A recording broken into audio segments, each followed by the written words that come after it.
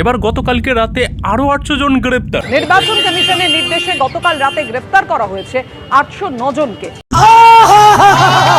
আর এই যে 809 জন যে গ্রেপ্তার হয়েছে না, এটা শুধুমাত্র গতকালকে রাতের। তার আগে 1543 জন গ্রেপ্তার হয়েছিল না, ওটা আলাদা। এর আগে 1543 জনকে গ্রেফতার করে পুলিশ। এবার তাহলে দ্বিতীয় দফার ভোটের আগে সব মিলিয়ে কতজন গ্রেপ্তার হয়েছে জানেন?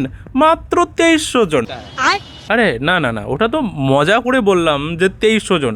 2300 জন নয়, মাত্র 2352 জন। দ্বিতীয় দফার আগে মোট গ্রেফতারের সংখ্যা 2352 জন। बंद करो, हाथ जोड़ के मैं मोदी साहब से गुजारिश करता हूँ। তো এবার আপনারা বলুন তো, কিছু কিছু আপডেট একটুখানি সাইড করে গোপনে রেখে দেওয়াটা ভালো কি ভালো না? चीटिंग चीटिंग चीटिंग करता है तू।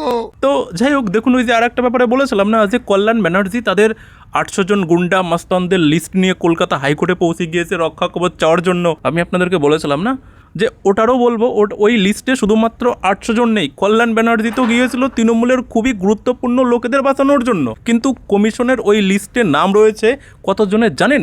4000 জনেরও বেশি লোকের। এই যে লিস্ট বের করেছে নির্বাচন কমিশন, সেই লিস্টে কিন্তু 4000 জনের এই ধরনের 4000 জন দাগী অপরাধী তাদের নাম রয়েছে। আমি আপনাদেরকে গতকালকের একটা ভিডিওতে বলেছিলাম না যে আগামীকালকে রাত 9টার পরে একটা ভিডিওতে ক্লিয়ার করে বলে দেব যে কতজন টোটাল গ্রেপ্তার হয়েছে, এবং ওই লিস্টে কমিশনের লিস্টে শুধুমাত্র 800 জন নয়, টোটাল কতজন সেটাও বলে দেব। তো দেখেছেন তো আমি আগে এই খবরগুলো কেন দেইনি?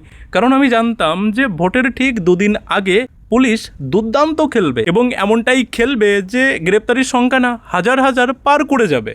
बड़ा हरामी हो बेटा। না মানে আমি একটা জিনিস ভেবে পাচ্ছি না, আজ ইলেকশন কমিশন এত কাজ করতে পারছে, এত কিছু করতে পারছে, আর জেলের মধ্যে একটা বুথ খুলতে পারছে না, যাতে আমাদের পিসিমনির গুন্ডা নেতা মাস্তানরা তারা ভোটটা কমসে কম দিতে পারে।